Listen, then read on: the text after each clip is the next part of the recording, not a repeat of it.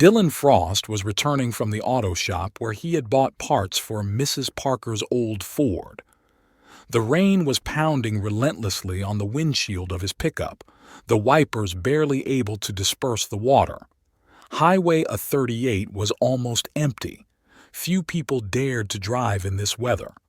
Suddenly, in the headlights, he spotted the dark silhouette of a car on the side of the road.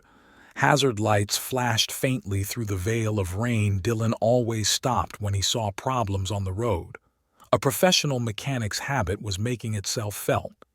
He turned on his turn signal and slowly pulled over. As he approached the dark blue Volvo, he saw a young woman inside. She was on the phone, and even through the glass he could see her excitement. Dylan knocked on the window. The woman flinched, but when she saw his friendly smile, she lowered the window. "Good evening. Are you having trouble with your car? I've been trying to get through to some service for half an hour, but they're either busy or promised to come in 2 hours.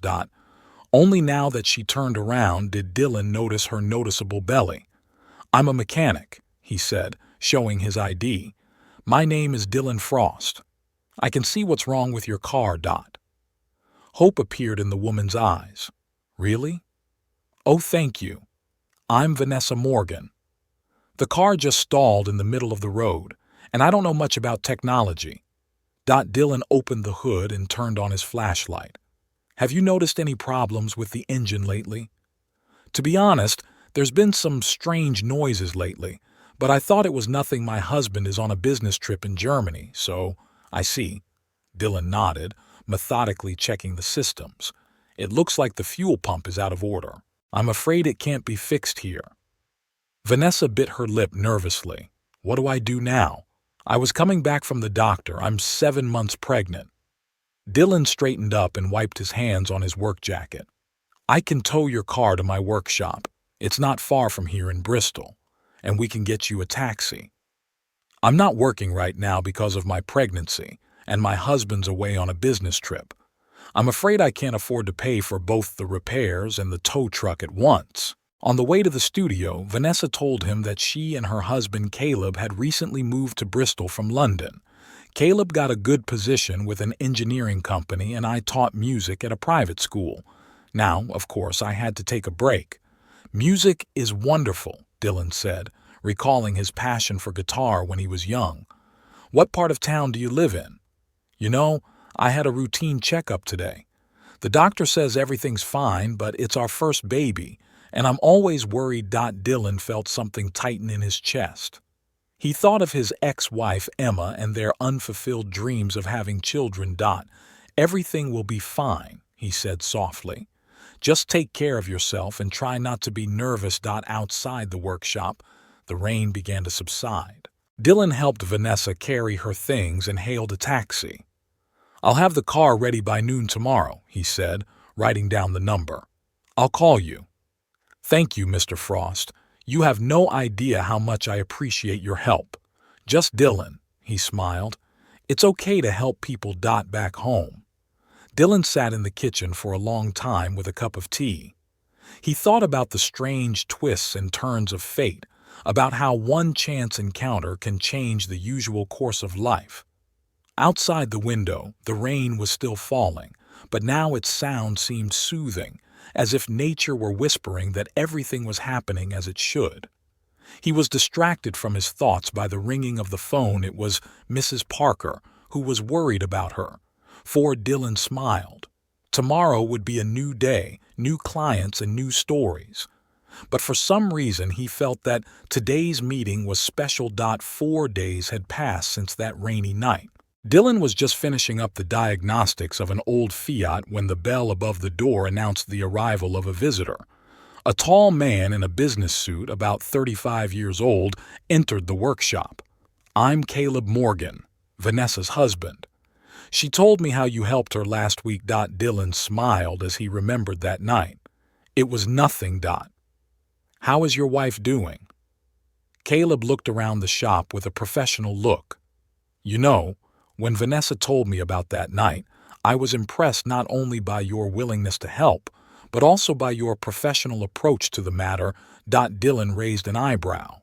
What do you mean? And yesterday I asked about your reputation in town. Really?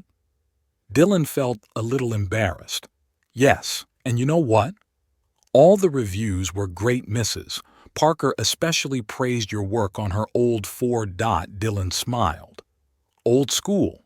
Just like my father always said. Do your job so you're not ashamed to look the customer in the eye. Caleb nodded. That's what I wanted to talk to you about. I'm the technical director for Morris Engineering. We have a fleet of 25 vehicles that need regular maintenance. Dylan listened intently, beginning to see where this was going. Right now we're working with a big service center, Caleb continued, but I'm not happy with their approach. There's no soul there, you know? For them, every car is just a number in a queue. But for me, every car has a story, Dylan added quietly. Exactly, Caleb nodded briskly. That's why I want to offer you a contract to service our fleet.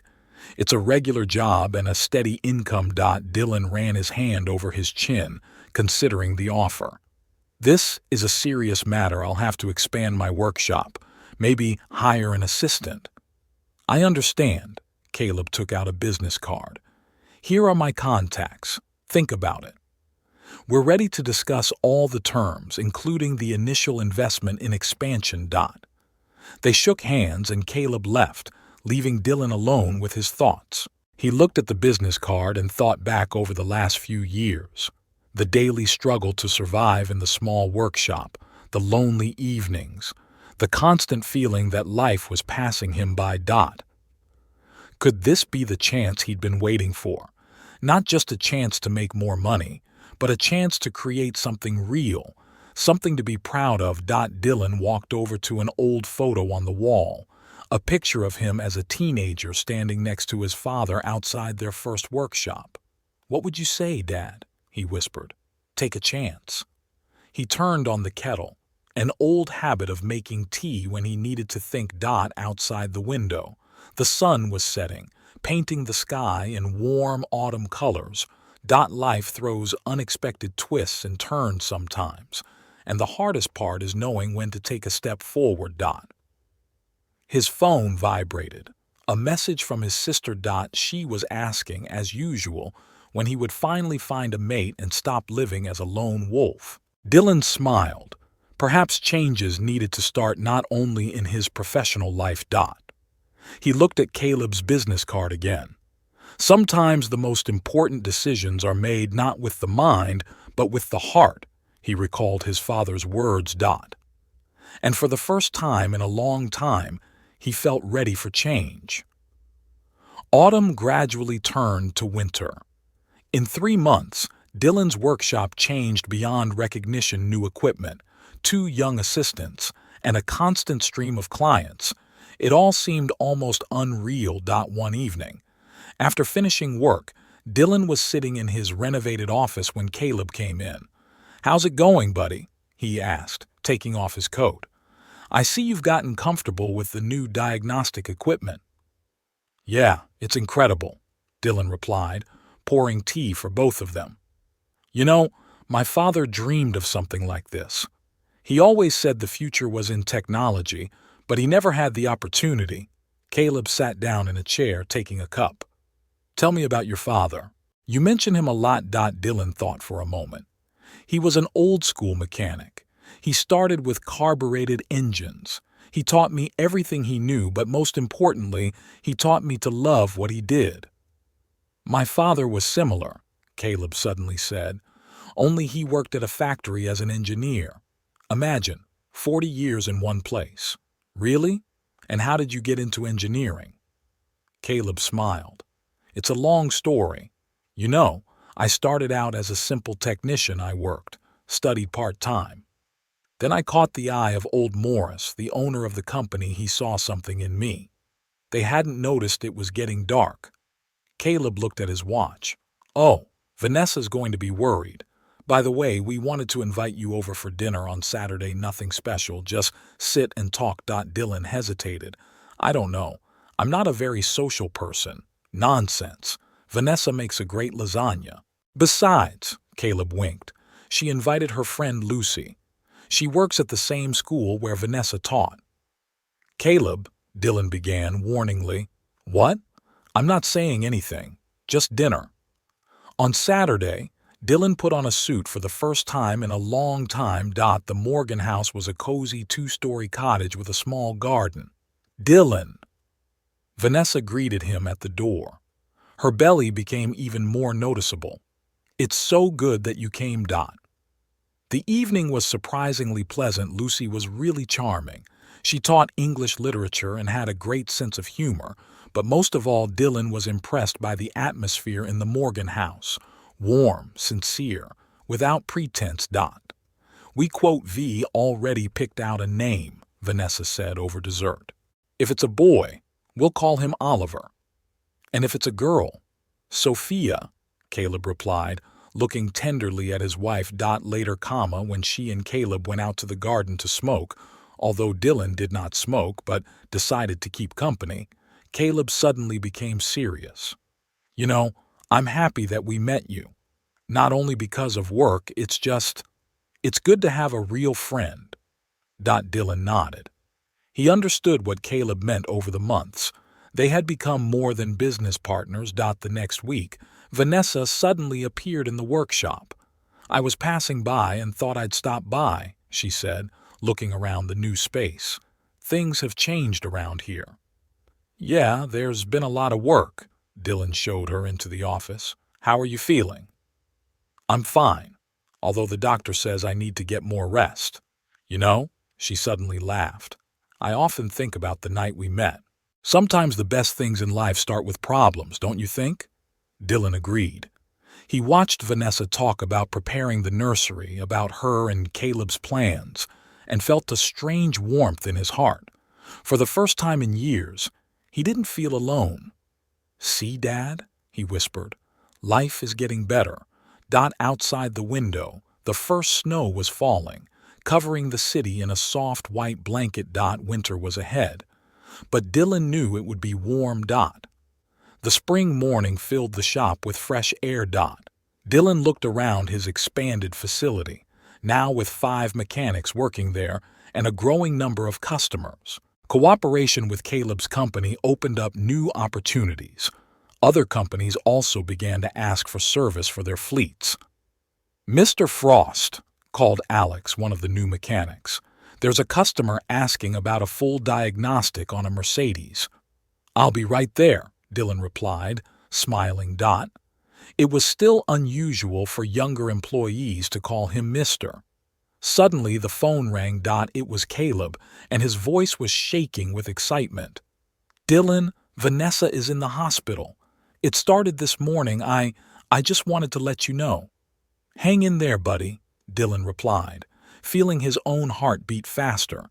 Everything's going to be fine. Keep me posted. All day long, Dylan couldn't concentrate on work. He thought back to the last few months, how his life had changed since he met the Morgan family. Now he wasn't just working. He was building a future. Mr. Frost, Alex called again. You have a message from Mrs. Lucy. Dylan smiled. After that memorable evening, he and Lucy started dating. At first, they just talked about books. She was a real fan of classical literature. Then they started going to the movies, and now he couldn't imagine his life without her calls and messages. Do you know the news yet? I'm going to the hospital to support Vanessa, Lucy wrote. The day dragged on endlessly. Dylan recalled how until recently his workshop was barely making ends meet. And now, you know, son, his father once told him many years ago, money is good, but the most important thing is to remain human. These words became the motto of the new workshop. They did not refuse pensioners who could not immediately pay for repairs. They always found time to listen to the client and explain the problem in simple words. Around 6 in the evening, a message came from Caleb. We have a girl, Sophia. 3 kilograms, 700 grams. Vanessa is doing well. Dylan felt tears of joy welling up in his eyes. He called all the workers together. My friend just had a daughter. We're closing early tonight. All drinks are on me. The pub was noisy. The young mechanics were joking and discussing work, and Dylan sat a little apart thinking he remembered the rainy evening when it all began. "What are you thinking about?" Lucy quietly came over and sat down next to him. She had just come from the hospital. "I'm thinking about how one chance meeting can change a whole life," he replied. "Taking her hand, Sophia, is a real beauty." Lucy smiled. "And Vanessa. You should have seen how happy she is." The next day, Dylan visited the young family in the hospital. Caleb looked tired but happy. "You know, I never thought it was possible to feel so happy." Dylan looked at tiny Sophia and thought about the amazing twists and turns of fate. "We want you to be the godfather," Vanessa suddenly said. Dylan froze. "Me? But—" "No buts," Caleb interrupted him. "You've become part of our family and we don't want to hear no." Returning to the workshop, Dylan thought about how his understanding of success had changed. Previously, he had dreamed of money, of a large workshop. Now he realized that true success was measured not by the numbers in a bank account, but by the warmth of human relationships. An elderly man with an old Toyota was waiting for him in the workshop. "Mr. Frost, I was told that you help people." Dylan smiled. "Yes, we do. Tell me what happened to you." He listened to the man's story and thought that his father was right. The most important thing is to remain a human being. Money comes and goes, but good deeds remain forever. In the evening, locking up the workshop, he received a message from Lucy. "Dinner at 7? Dylan looked at his father's picture on the wall. "See, Dad, life is an amazing thing. Sometimes you just have to trust it and do what you think is right. Outside the window, spring trees were blooming, filling the air with a delicate fragrance. A whole life of new opportunities and hopes lay ahead of him. And most importantly, he now knew he was not alone on this journey. A year has passed. The summer sun flooded the spacious reception area of the largest car service center in Bristol with light. Mr. Frost called Amanda, the customer service manager. "You have visitors." In the doorway stood Caleb and Vanessa with little Sophia in their arms. The little girl, seeing Dylan, happily stretched out her arms to him. "My little princess!" Dylan picked up his goddaughter in his arms. "How you've grown!" "We were driving by and decided to stop by," Vanessa explained, looking around the place. "Every time I come here, I notice something new." Dylan smiled. "Yes, last month we installed new diagnostic equipment. Do you remember our first meeting?" Vanessa asked. "That rainy evening," Dylan replied, sitting Sophia down in a chair. "You know, I often think about that evening, how one chance encounter can change a life." Caleb put his hand on his friend's shoulder. "It wasn't an accident, Dylan. It was your humanity and professionalism. You deserved it all." At that moment, the door opened and Lucy came in with a large file of documents. "Dylan, I brought the documents for." Sophia jumped out of her chair and ran to her. "Aunt Lucy, will you come to our birthday party?" Lucy hugged the girl and winked at Dylan. They planned to announce their engagement at Sophia's birthday party next week. The year of dating had grown into something more, and now they were ready to start a new chapter in their lives. "By the way," Caleb said, "I heard the mayor asked you to join the business council." Dylan nodded. "Yeah, they want me to help develop a job training program for young people. You know, a lot of people think being a mechanic is easy, but it's an art form." Vanessa asked, "And you said yes?" "He came by last month with his grandson. The boy is interested in mechanics, and now he's doing an internship with us." Lucy put the folder on the table. "Dylan is setting up a scholarship program for young mechanics. He wants to give them the chance he once had." Vanessa leaned against her husband. "You know, Dylan, you've changed more than just your life. You've changed the lives of so many people." Dylan looked out the window at the customers' cars, each with a different story, a different path, and he was proud to help them realize their dreams. "Dad always said, he said quietly, "that true success is not measured by money, but by the number of people you've helped." Sophia climbed onto his lap. "Uncle D, tell me again how you met Mom and Dad." Dylan hugged the girl. It was a dark, rainy evening. He'd told the story 100 times, but each time he found something new in it. A story about how kindness and professionalism can change lives, how a chance meeting can be the beginning of something beautiful. Later, when everyone else had left, Dylan stayed in his office. On the wall hung an old photo of his father, and next to it a new one, where they were all together. He, Lucy, Caleb, Vanessa, and little Sophia. "You know, Dad," he whispered, "you were right. The most important thing is to stay human." Outside the window, the sun was setting, painting the sky in warm colors. There was still a lot of work to be done, many stories and meetings to be told, but now Dylan knew for sure that he was on the right track. The laughter of his employees came from the reception area, the phone rang, the engines hummed. A normal working day was coming to an end, but for Dylan, every day was a small miracle. A miracle that began with a simple desire to help a person on a dark, rainy evening.